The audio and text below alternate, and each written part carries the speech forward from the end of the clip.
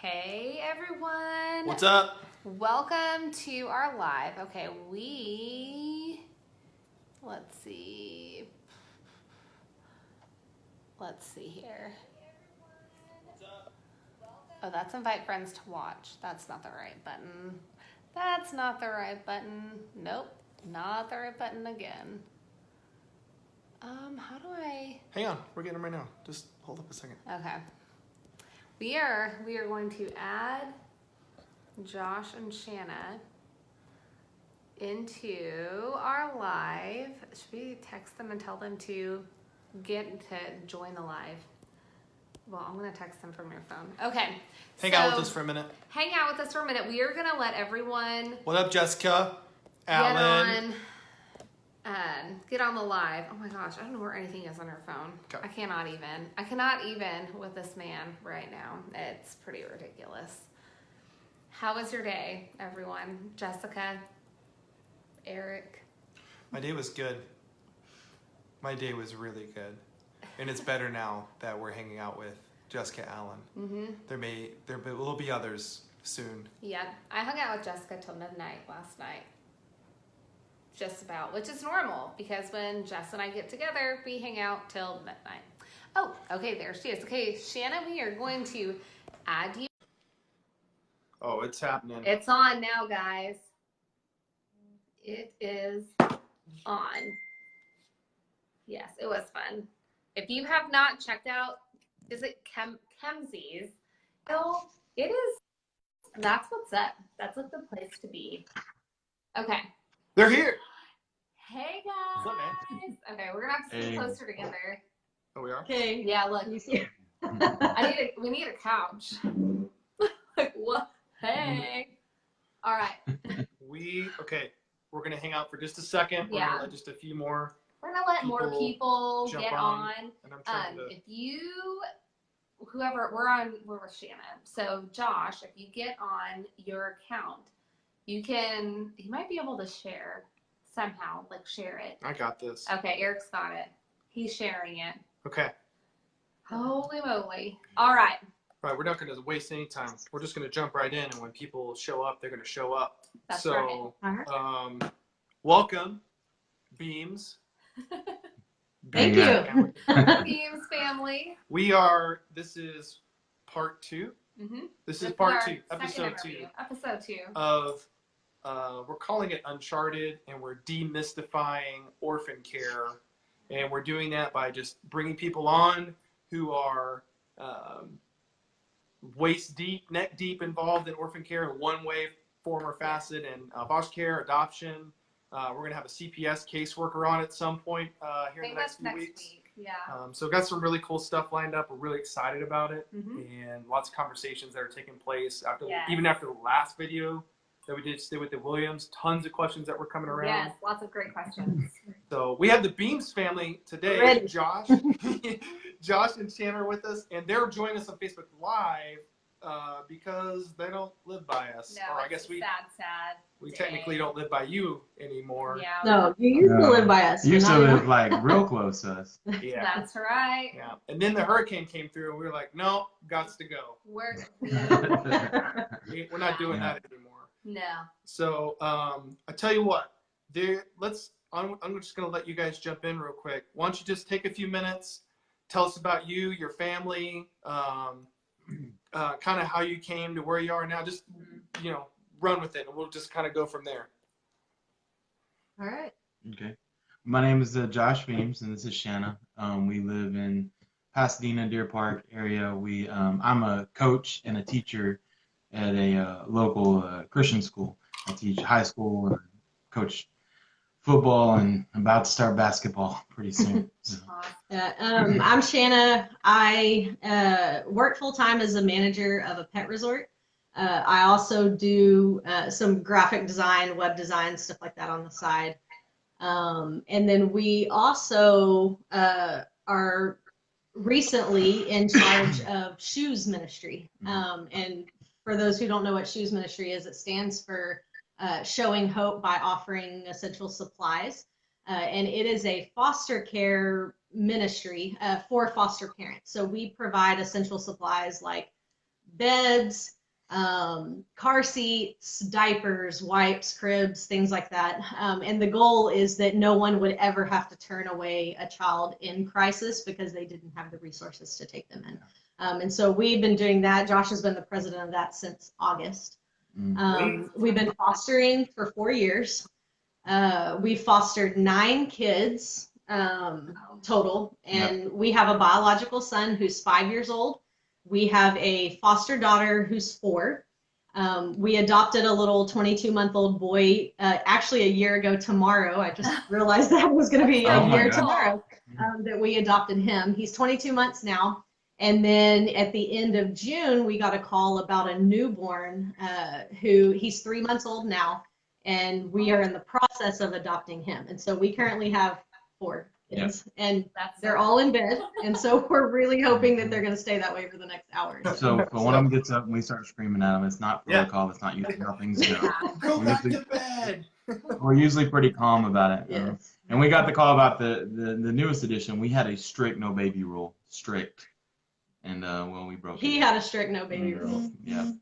I didn't have a no baby. I think so. I'm gonna go on a limb and say that everyone who's done foster care at some point has this, because even I'm gonna tell you right now, we for a short time had the no baby rule.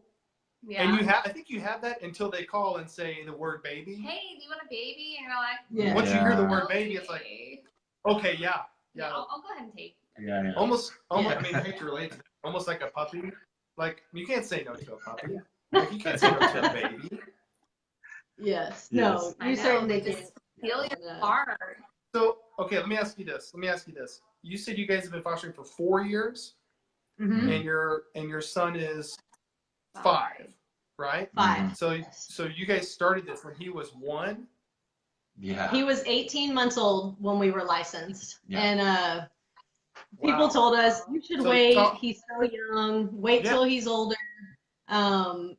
You know, and we even thought we're too busy. Our house isn't big enough. We don't make enough money. We felt like there were a million excuses, but really, if it's something that God's calling you to do and something that you feel strongly about, I mean, my encouragement is to jump in with both feet, because you can always find an excuse no matter what stage of life you're in. And it's been amazing to see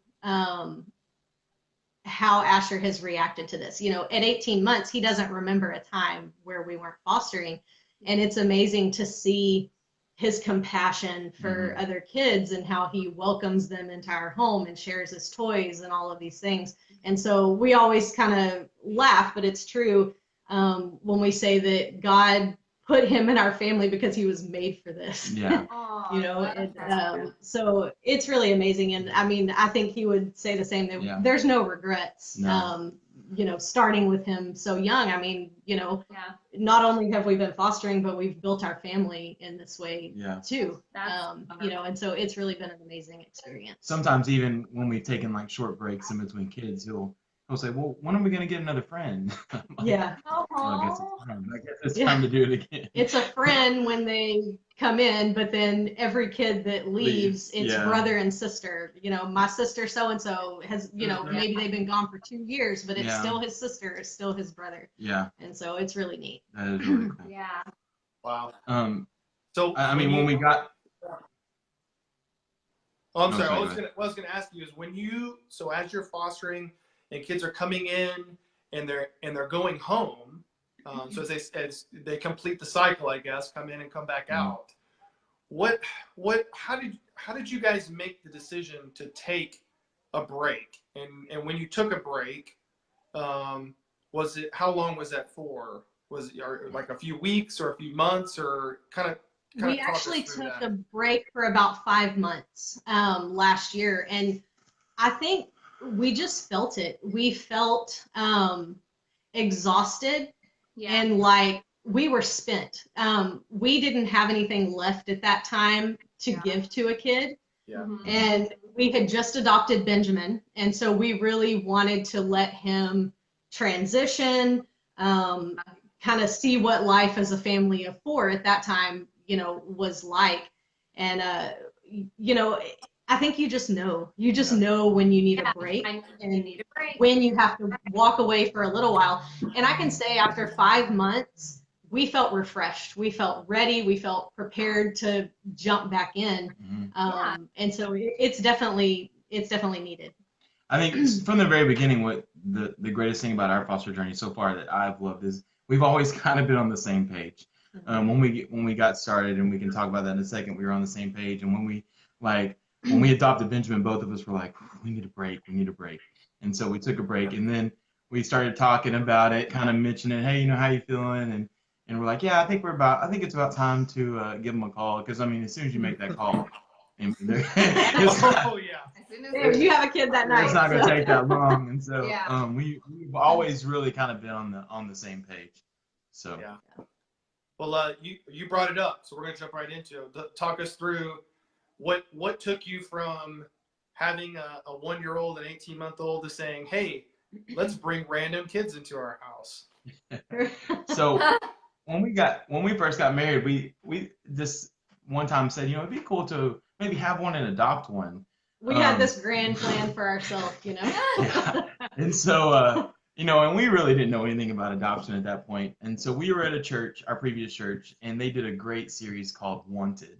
And the series was on God's adoption of us as believers. And after every sermon series in the foyer, they had groups like CASA and different adoption agencies that were out there just giving information about it. And, you know, I walked up to one and we were talking to them, and they started giving me some statistics of how many kids were in our own backyard that were taken out of their own homes and were orphans. And I was kind of shocked. I was like, how do I not know about this? Like, why is this not on the front page of every paper? It's like an underworld or something that you don't know about until you know about it. And so we, you know, on the way home, I was like, you know, hey, that's pretty crazy, right? These numbers that they were telling us, that's pretty crazy, right? And she was like, yeah. And I was like, maybe we could do that. Maybe we could like be a CASA worker, or like a you know, an advocate for a child, or maybe, you know, foster or something. And so then we went back the next week, and then I think there was 3 sermons on it, and every week there's different groups out. And I think just every week God just kept putting it on our hearts and putting it on our hearts. And then so we had some friends at the church that were that had adopted, you know, their son was 6. I think it had been like 14 years since they had adopted. And through them, and then they just got another girl at that point when we were going through the series. And I was like, oh, you know, what agency are we with? And we looked it up, and it was Casa de Esperanza, the agency that we went with eventually. And so I contacted Casa, talked to them a little bit about it, and we decided, hey, let's do this. And so we told people, obviously people thought we were crazy, which we probably were a little crazy at that time to do it. But you have to be a little crazy, dude. But I mean, you have to be a little bit. I mean, when it really came down to it, I really like what David Platt says about foster and adoption. He says we foster and adopt not to rescue a child, but we foster and adopt because we are rescued. Man. And so that's probably my favorite quote when it comes to foster and adoption. And really, they went through Ephesians and just looked at God's adoption of us, and how heavy that is.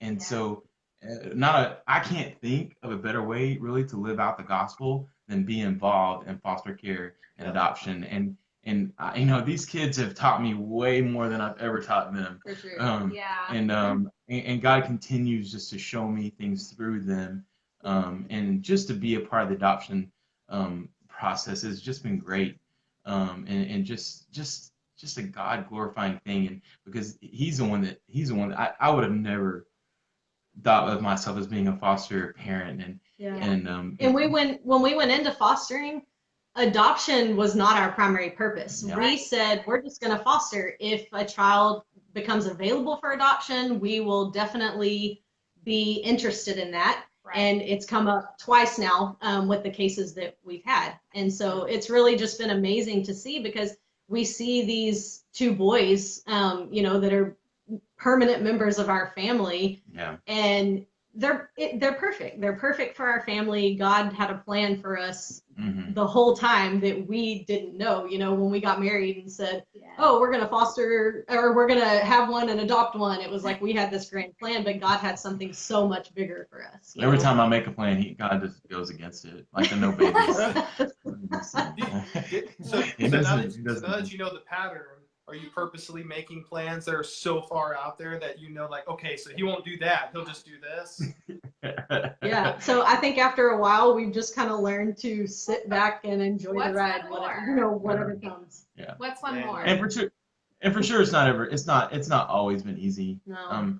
And with the adoption of our two boys, we've also faced grief and loss and tears of sadness and heartbreak, but also tears of joy. So Yeah. it was the series that we went through opened our hearts to it, but it definitely didn't prepare us for what was going to Yeah. happen. Yeah. So, Definitely. So one of the things we talked about in the last episode with the Williams family was the importance of being connected to community. Mhm. And so I wanted to just touch on that for just a second. What kind of community were you guys a part of, as far as you talked about your church doing the sermon series, and so the church community that was there, maybe family community. What was your support network, and what did that look like whenever you guys kind of got started, and how did it? Was there any evolution in that as you got into it for a few years?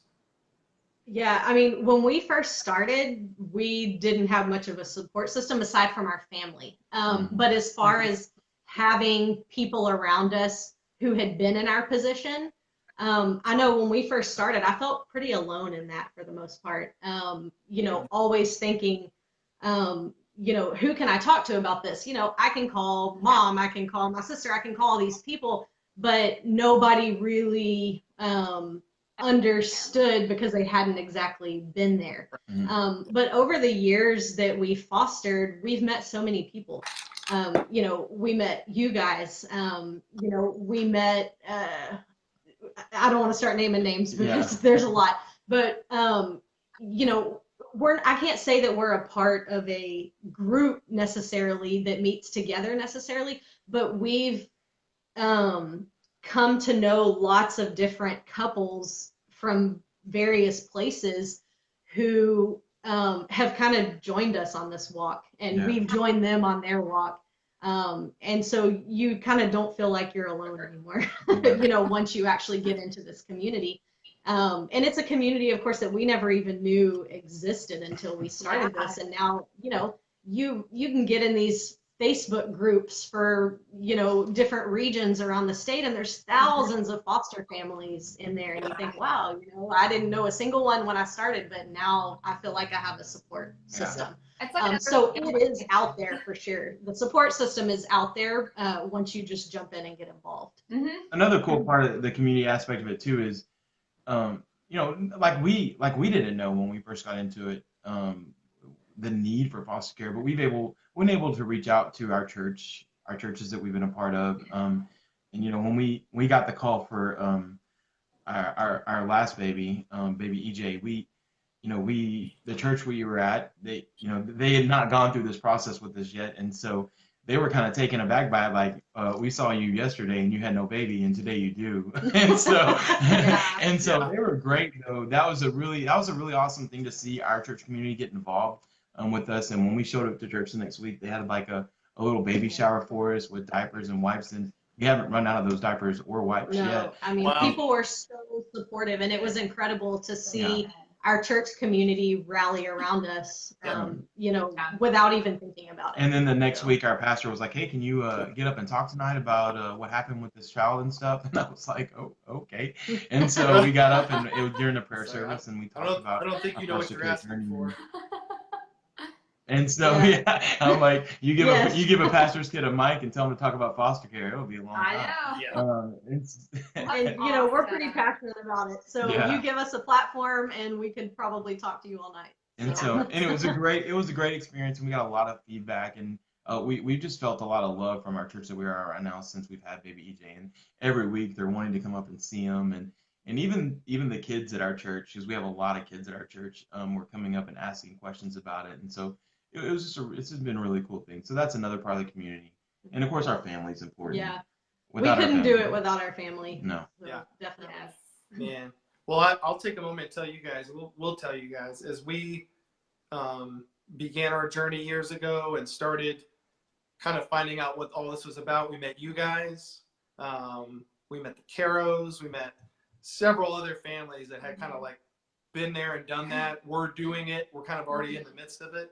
And that was probably one of the single most defining moments of our life, was to look at a family. I want to encourage you with this, because we look at your family, and you guys, this is the nicest way. You're normal. Like, you're just normal folks. More your wife than you. Yes, I agree. Well, we met that one I'm night okay at with that. Chick-fil-A, and we had dinner, and that was the first time we had ever had dinner together. And I remember I was like, well, I know that we're technically like supposed to be like meeting you because you're visiting our church, but I really just want to know more about foster care and adoption. Yeah. You know, I mean, it's the struggle. Yeah.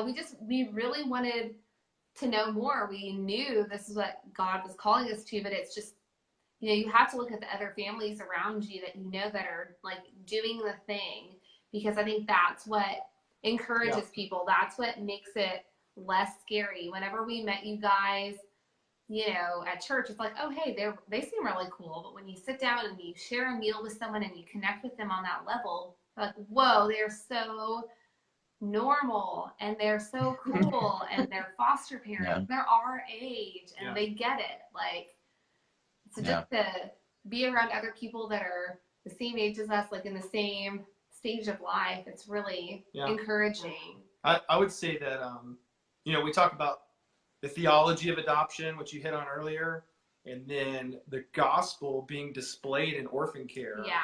Is really and truly that, just like living it out on the day-to-day basis, and people being able to observe that. People like us who are kind of like standing on the edge and looking over.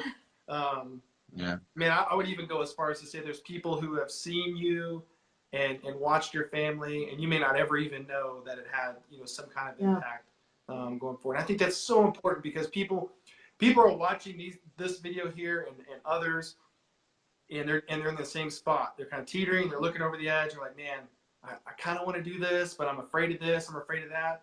I mean, we already talked about. Our kids were much older. I don't know if I can even fathom entering into foster care with an 18-month-old. No. Like, just saying that out loud gives me a little bit of like anxiety. He so was a really to easy kid, so that definitely helps. But. Yeah. I think so. Our agency, when they interview you, they bring a psychologist along to make sure you're not crazy at the end. I think that was a huge part. They even said, they were like, you know, we've never had anybody as young as you, Foster. And I thought, wait, is young? And he goes, I mean, with a child. I mean, we're not that young. I mean, we were, when we started, we were, you know, mid-30s. Yeah. But. And so he said, no, with a child that young. And I thought, oh, okay. And then they walked out, and we thought, well, does that mean they didn't accept us? Does that mean we failed? We were so confused. But they called us back and like, no, we thought you were great. We just were making a statement. So oh my God. It was all in God's timing. And you know what we did stick to some things. And for the most part, we've most of all of our kids have been younger than Asher, except for one. And that was always important to us, because we I don't know, it just seemed like what I think birth order is more important than people give it credit for sometimes. You know, Asher is a leader, and we always wanted him to be the leader of the pack, and you know, I guess not feel like he's I mean, he's not giving up his position. He's leading. Yeah. And he does a good job. And for a kid his age, you know, he's not perfect by any means, but he does a great job for a 5-year-old, and just opening his heart and sharing his stuff. I mean, he shares better than any other 5-year-old that I know. And that's cool to see him grow in that too. Yeah, and you were talking a minute ago about you know, foster care and adoption being a picture of the gospel, and y'all may have experienced this too, but so many times people say, oh, you're amazing. Oh, you know, what you do is incredible. And it's all about us and like what we do. And if there's one thing I can tell people, I don't want people to see us and think that we're amazing and that we do all of these amazing things, because without God, we would not be doing any of this, I promise you. Totally. And all That's we it. want people to see, yeah, all we want people to see when they look at us and our family is a picture of the gospel. And we also know how many times a day we mess up. So- Yeah, And I'm like, yeah. I mean, I'm not you know, crazy. other people see your perfect little Facebook life or your social media life, but you know, it's hard. It's a hard life. You know, it can be exhausting, and I know y'all know that too. Yeah. And so, you know, if people see the gospel represented in our family, then that's our goal. That's what we're going for. Yeah. So, Man, well, I tell you what. Let's talk real quick. You had brought up the shoes ministry. Let's talk just for a few minutes about that. So, the organization itself. How did it come to be? Is it primarily just in Houston? Let's kind of dive into that for a second.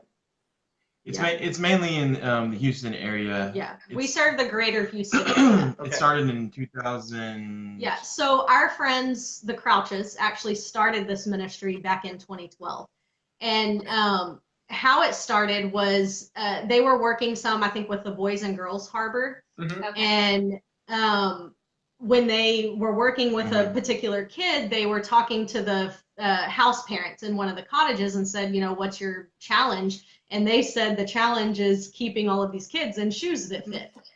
And so that year, just the two of them, they got with other people and they raised enough to buy a new pair of shoes for every kid at the Boys and Girls Harbor. Wow. And so out of that, shoes ministry was born. Now, we don't provide shoes anymore. It's kind of evolved into something bigger than that. And now it's shoes ministry, but shoes stands for showing hope by offering essential supplies. And so it's, you know, they grew it. It's a 501c3 nonprofit. We have board members, all of those things. So it's a legit nonprofit. And so it's really cool though, the way we came to, I guess, kind of take over. Do you want to talk about that or? Yeah, well, you know, I got a call from Aaron one night and just, hey, you know, can you come over and talk to me, or you want to come hang out? And I'm like, yeah. And so I went over and talked to him, and you know, he said, you know, he has a lot of things going on in his life, and he felt like he needed to step down in his shoes ministry. Well, it's crazy because just a week before that, maybe we were talking about, you know, we don't know how long this foster care journey is going to last, but we do know that we want to be in it long term. And so I wonder what we can do to stay involved in foster care once we do stop. And for the long haul. For the long haul. And when Aaron was telling this to me, I was like, oh my goodness, I can't believe you're saying this right now, because we were just talking about this. And so when I got home and I told Shanna, she was like, that is crazy. And so the timing was amazing. Yeah, so. and it's just been a great opportunity. What I love about it is it reaches out to people that we know what they're going through. You know, it's you know, every person that I have delivered supplies to, and I've maybe four or five, the last couple of months, I've shown up and they're people I don't know, I've never met before. They just found out about a ministry, calls to say, hey, we're taking in a kid, you know. We need a twin bed. We need a car seat or whatever it may be. And so I've shown up with the supplies to their door in our area, and it's just an opportunity for say, hey, look, I've been there. Here's this stuff. And this, you know, this is helpful, but if you need something, please call us. If you need to talk to someone, please call us. And we also pray with them every time. And I think it's just that first reaction of like, okay, first, I'm not alone. Second of all, there's people out here that are willing to help me. And then, and then there's this strange bearded guy showing up at my house wanting to pray with me. And so, and he's not saying. People don't want to answer the door for him. So. I know. I don't know why I'm the one making deliveries. I'm like, hello, and they're like, I'm not looking at that door. That's hilarious. So, but yeah, it's been really cool. Just and it's gonna be, I think, a great way for us to stay connected to foster care. You know, because eventually I want to sleep. I mean, I don't know, sometime. So, Yeah, I mean, we've had a baby in our house since Asher was born. Yeah, So- I know how that goes. You're working your way backwards. Yeah. Yes, we are. Yes. Yeah. But Yeah. think of the retirement plan that you've built. Kids grow up, you can pick whichever kid's house Yeah. you want to go crash at when you're old. It's gonna be Mhm. Yeah, there Pretty you go. much when we're catching them. I just need one of my kids to be successful. That's it. Yeah. Yeah. So whenever we wrap this video up later on, go into the comments, put a link, some contact information for shoes. Okay. If you're watching and you know families or individuals in the Houston area that are fostering and need assistance, need someone to talk to reach out, need supplies, be a fantastic avenue right there to get connected with these guys. And so And our website is easy. It's shoesministry.org. And you can find all of that information there. There's a plug. That's There's a perfect. Yeah. I want to spend. We're doing great on time. I know we are doing great on Let's do this. We had asked you guys to think of some kind of funny story or some kind of, you know what I'm talking about. Like there's that one story. They're like, that this is epic. Like no one else would probably ever we had. have this happen to them right now if you are not a foster or adoptive parent. I'm sure we have a few that just when we just make mention of it, you just like you can snort milk out of your nose. Like it's pretty funny. So as you guys we're gonna spend a few moments. You guys, I want to hear something, just humorous and funny that's happened in your life. But the people that are watching, we're gonna have a few moments at the very end. If you have any questions, we're gonna have an opportunity where you can ask, specific questions about their journey, their ministry, or anything like that. And so if you want to go ahead and start putting those in the comments, and we'll get to those. And don't hold back. We are an open book. We're very transparent, so ask anything you want, Yeah. please. Absolutely. All right. And you heard her say anything goes. And anything goes. No, all right, man. What do you got? What's funny? So the one that I think sticks out in my mind, I mean, we're a boy family, and so with the we had a placement with a. We've had some girls. We've had some girls, and so that's always been difficult for I don't have any sisters, and we don't have any other girls in our And family. I'm kind of a tomboy, so doing the whole girly girl thing is not it's not my cup of tea. So me doing hair every morning is a funny story in itself. But he does do hair. Not very well. And so I think the one story that we always talk about, we were dead asleep one night in the middle of the night, and I went from being passed out completely in bed to on my feet because there was this. Yes, like looking at each other. Like, what is happening? Because there was this blood curdling scream going on down the hall, and so I hit the ground running. And so I run down the hall and I can't see anything. And obviously, well, I panicked. The power had gone out, but I didn't realize it. So I'm paranoid. I totally panicked. I'm flipping the light switch off and on, and it's not coming on. And I'm like, "What's going on?" It's like 3 a.m, and we were dead asleep. So this girl that we had, now it's funny in some instances, sad in others, she really was scared of the dark. And so she slept with like a lamp on and the closet light on. And the hall light. And the hall light on. So when she woke up and it was pitch black, she was panicked. Like she was panicked. And so I run in, and I'm not used to a twin bed being in there. And so I open the door and I hit my shin right on it. And I go down hard. So hold on. From my perspective, I'm standing down the hall in our bedroom. It's pitch black and the lights won't turn on. And I hear her screaming, and then I hear Josh go, "Oh!" And boom, he hits the ground. And I'm panicked. I'm like, somebody's in there. Somebody just like hit him over the head or something. So I'm digging through the closet trying to find a baseball bat because foster parents don't have guns. Right. At least we don't. Yeah. And so I'm like fidgeting for a bat, and I'm yelling, "What's wrong? Are y'all okay? What are y'all doing?" And I come crawling out in the hallway to see her with a bat standing in the hallway. And it's like pitch black, and I'm like, "We're okay. I just hit the bed. Can we get some flashlights?" Meanwhile, I thought I was gonna die. Y'all. Meanwhile, the girl that we had at the time, our foster daughter, she was like, "What in the world?" I mean, she was a week maybe at the most. She had been in our house for a week, and so she was still trying to get used to us And she was our oldest placement too, so She was 5 years old. yeah. Yeah. And so she was just looking at me with these wide eyes, and I'm like, it's okay, and Oh the my lights, the gosh. power went off. And so It was really just a power outage. Yeah. That was the only issue. and so it was an interesting night. I don't think I went back to bed. My heart was racing. I No. was Oh my gosh. my shin was bloody. It was an interesting night. He had a huge bruise on his thigh too that Oh, took yeah. weeks to go away from hitting the corner of the I'm not a small fellow, so when I hit the ground, it probably sounded like something was really going down. Oh my So, gosh. Oh my god. Shanna was there to defend your family's honor. With She her was with the baseball With the bat. baseball She bat. was going to destroy whoever was in there. That's Janice said, you fantastic. better watch out. I'm coming out. Yeah, Baseball bat. We've had so many kids, and there's so many stories. I don't. It's Well, there's so many that are funny, but sometimes it's like you have to laugh just to keep from crying because Oh yeah. they're funny, but they're not funny. You know. yeah. Yeah, we've had those moments for sure. And I think, well, our very first foster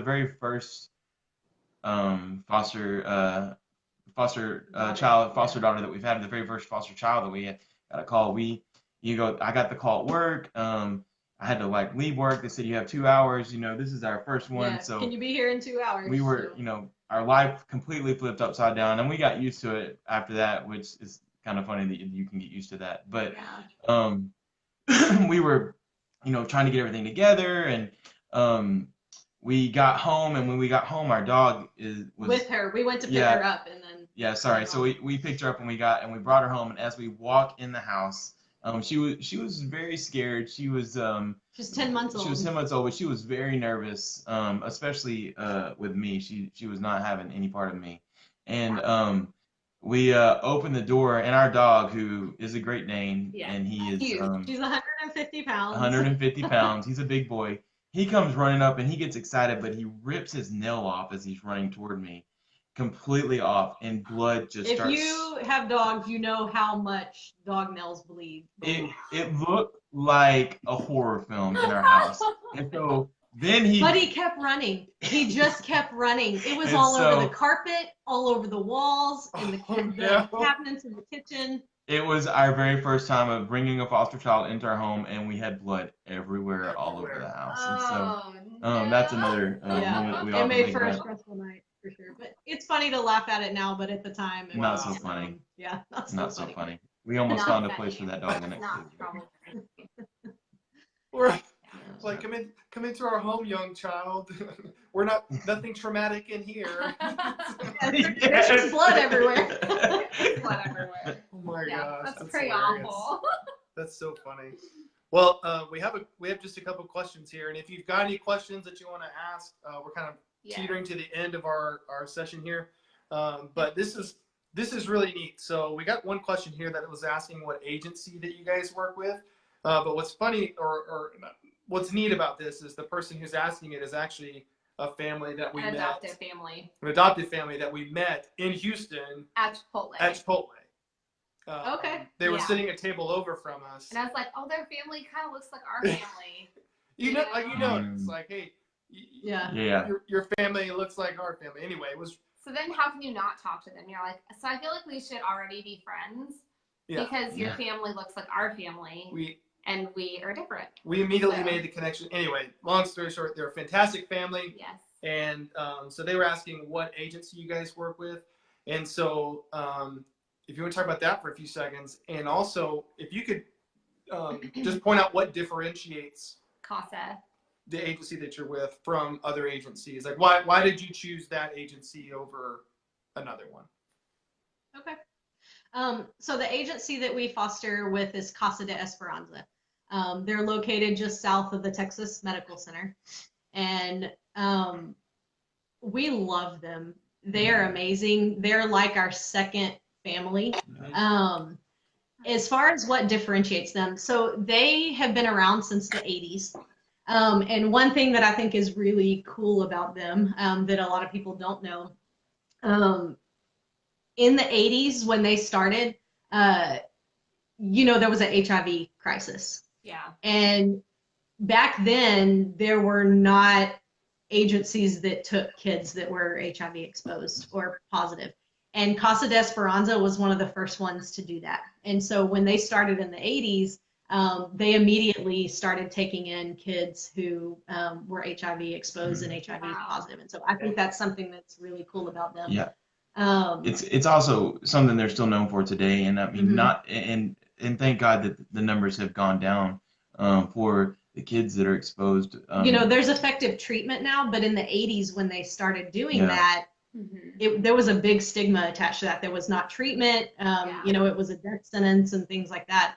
And so even to this day, they still do that. But the prognosis is completely different than it was. And while they have to turn down a lot of kids because they're not a very big program, they never turn down a kid that has HIV. They will always do what they can.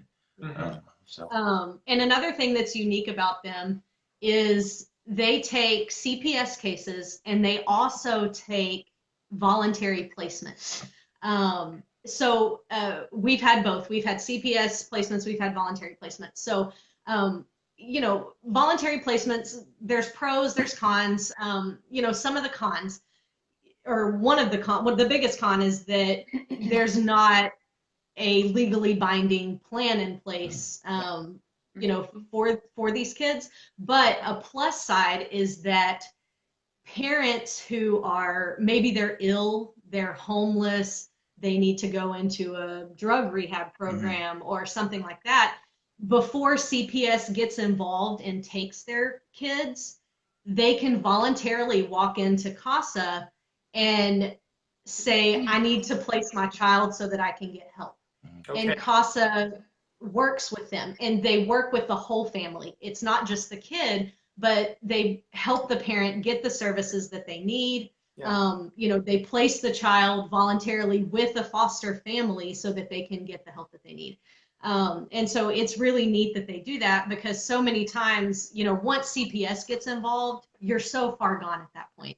But their program offers families the opportunity to work through these things themselves without CPS having to get involved. Now they will get CPS involved if the case warrants it and stuff like that. But that's something that is unique about them. One cool story that I can think of that then I can explain it is after Harvey, there was this mom who was displaced and didn't have a home, and she found herself in a homeless shelter downtown. Didn't have the money, didn't have the resources, and it really took a lot for her to get back. Well, she was pregnant at the time, but she also had a younger daughter, and her daughter was 18 months. 18 months, and so she had to go and have this baby, but she had no one to watch her daughter because she had no family, she had nobody, and she was in this homeless shelter. And so they contacted CASA and they said, hey, do you have any room for her? And CASA didn't at the time, and CASA called us and they said, hey, can you take an emergency placement for a short time, for about a week? And so this woman went into the hospital, had her baby, and got back out and then was reunified with her daughter.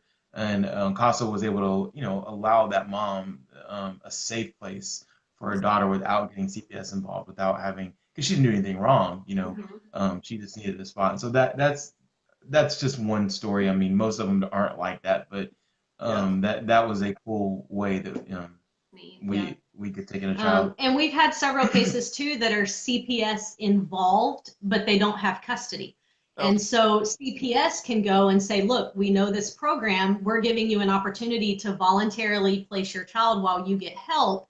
And so that also takes the load off of CPS some too, because they don't just have to take the child into custody. They can say, look, go to this agency, we're going to supervise the situation. And we still have a CPS worker that comes every month and checks on them and stuff like that. But it makes the whole process a little bit different, a little bit easier for the parent to work through things, because CPS hasn't taken official custody. Right. So, yeah. That's but, we love custody. We love them. Yeah, they really are like our second family. And so, yeah, if you're in Houston, we highly recommend them. So. Yeah. And if you're watching, you have questions, man, Josh, they'd be a great resource. If I think sometimes calling the agencies directly is a little intimidating. Because maybe you want to remain anonymous, because maybe I won't, if I talk to them and I don't like it, I won't want to be like obligated or anything. Or it's just awkward going to a sometimes like just going to a bunch of different information meetings. Mhm. Especially with, Yeah. I mean, the people giving you the information are the agency workers, and you just want to talk to other real life people who are Yeah. doing what you're doing. Yeah. Yeah, and I think sometimes too, you don't know what questions to ask. Like you have no Yeah. idea what the life is about. And so sometimes just sitting down and hashing it out, talking back and forth, really kind of helps you get a better picture of what foster care life is all about. Yeah. Yeah. Yeah. I think that's exactly right. And so I know that I mean I may be speaking too free, but I feel like you guys are, you know, if there's people that have questions, I feel like you guys would drop anything to answer questions, to help yeah, people get absolutely. the information they need to get involved. Mhm. So if you got questions about CASA, let them know. And we've got one more. I'm scrolling. Where'd it go? It looks like Titus. Titus. Titus. Hi, Titus. Man, Titus, I haven't seen you in a while, man. If you're still on here, what's up? It's been a while. How many kids have y'all had? 9 total. 9. Some of them have been short term, some of them have been long term. So Man, 9. that's a lot of kids. It is. So when you guys got started, was that even a thought in your mind, like that you may have 9 kids come through your home? Was that your expectation at all? Or No. No. And let me tell you, there's a lady that works at our agency who is amazing. She's adopted quite a few kids, but she's fostered over 50 kids. And for me to think 50 kids, like that's just Yeah. amazing. So Well, everybody- so 9 doesn't sound like so many when you see what she's done, you know. And it always like keeps us it keeps us grounded too, because we're not that awesome. Yeah. And I don't think we'll reach that number, by the way. Man. Yeah. And then we've got one, we'll do one more. We've got this last one here. It said, how long do the parents have on voluntary placements? Is there is there a time limit? That's a great question. There is not a time limit. The first one we had was a voluntary placement, and we had her for 2 years. So it just depends on the situation. Okay.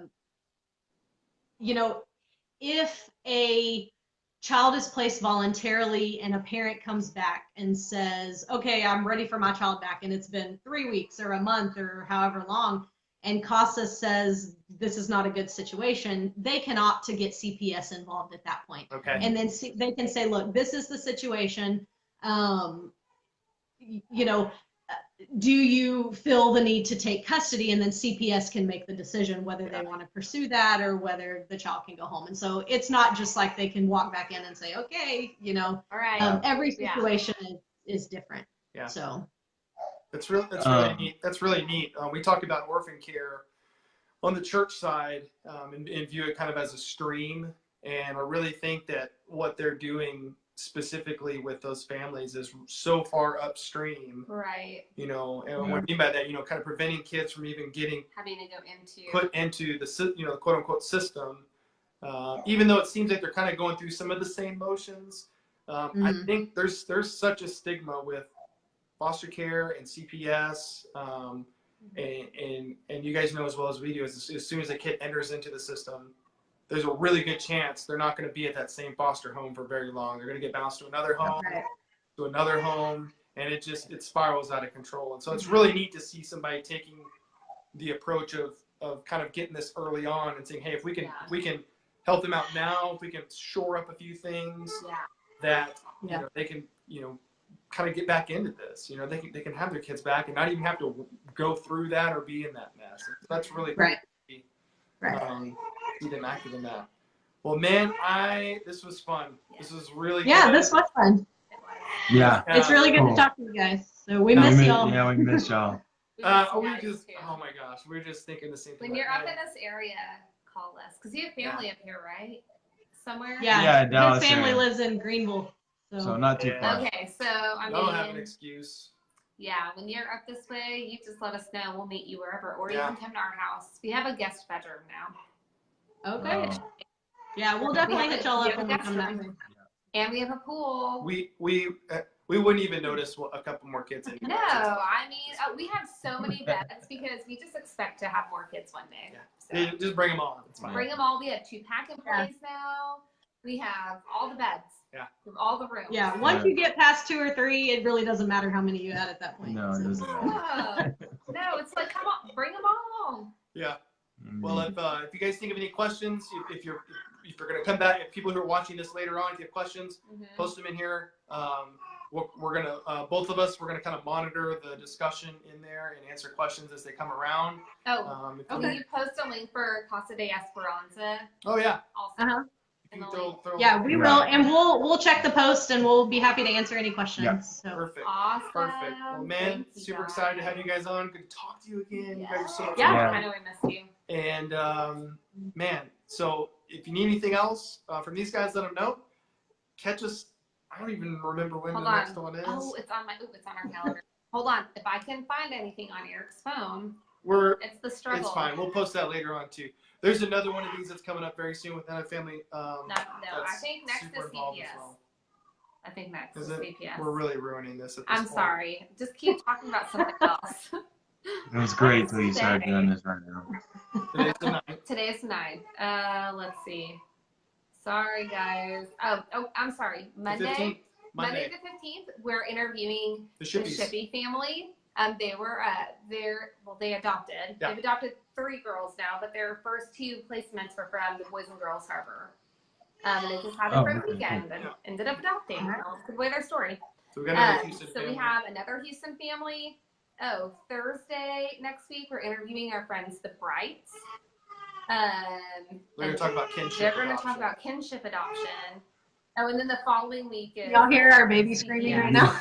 Hopefully y'all can't hear our baby crying right now. Can you hear him? Oh my Yeah, God. he just woke up. So. The baby says, "You're done now." You're. Yeah. We almost made it. We almost made it. We'll let you guys get back to it, and we'll see y'all later, man. All right, bye guys. All right. Bye. Love you guys. Bye. Bye. Thank you.